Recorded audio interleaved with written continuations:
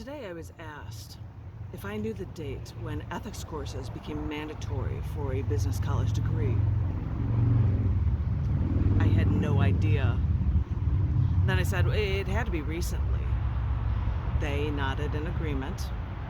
And then I thought it probably coincided with the civil rights movement, so I guess the 50s or 60s.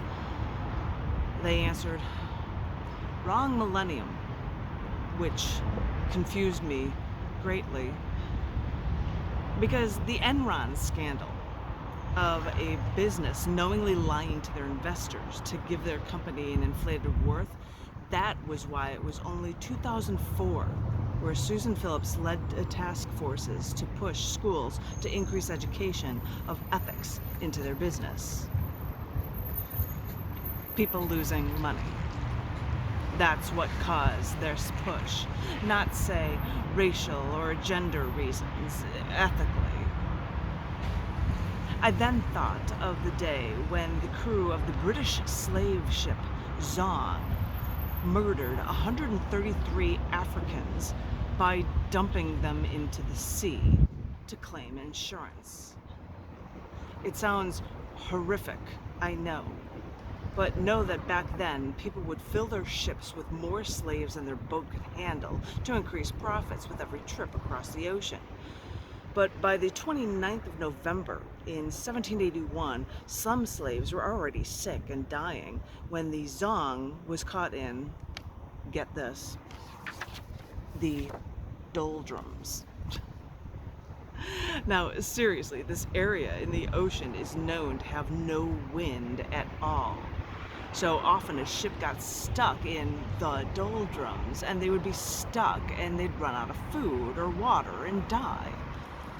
Well, the Zong was caught there, and with dying slaves and having to keep enough water for the rest of the crew, they thought that made sense if they, quote-unquote, unloaded their excess, quote-unquote, cargo, so their crewmates would live. Besides, large ships like that paid insurance on their cargo, like slaves, so they could get their money for their losses. After the Zong arrived in Jamaica, they filed their claim for their loss, for they did not have enough water to save all. The insurance underwriter protested, citing that the ship still had 420 gallons aboard upon arrival. Abolitionists claimed that this was the first time of the use of the word massacre.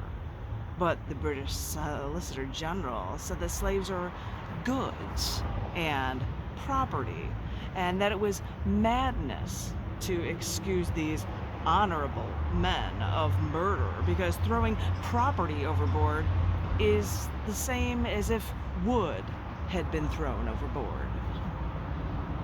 Those were his words. I mean, those were the thoughts at the time. During this trip, 10 slaves threw themselves overboard as an act of protest. If they knew that they were going to die, it makes me think of the people I remember seeing jump out of the World Trade Center towers after those terrorist attacks in 2001. Did they jump because it was the lesser of two evils? Or did they do it because it was the ethical thing to do? For we forget that there's no disconnect when it comes to ethics, not only in business, but also in our personal lives. It's all over this continuum because our ethics choices tie everything together. Some people wonder why we need to teach ethics in a business curriculum. Then again, others wonder why it wasn't taught before, after realizing how in business ethics can be thrown out the window, where people forget how desperately ethics needs to be woven everywhere into our lives.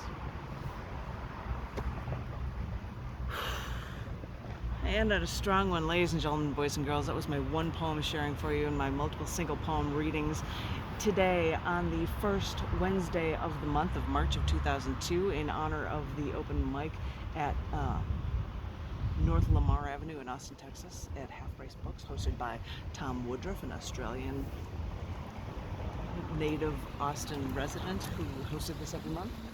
And I do this in honor of this time. So in the meantime, everybody stay safe, everyone stay poetically inclined, and I look forward to talking to each and every one of you very soon. Thank you very much.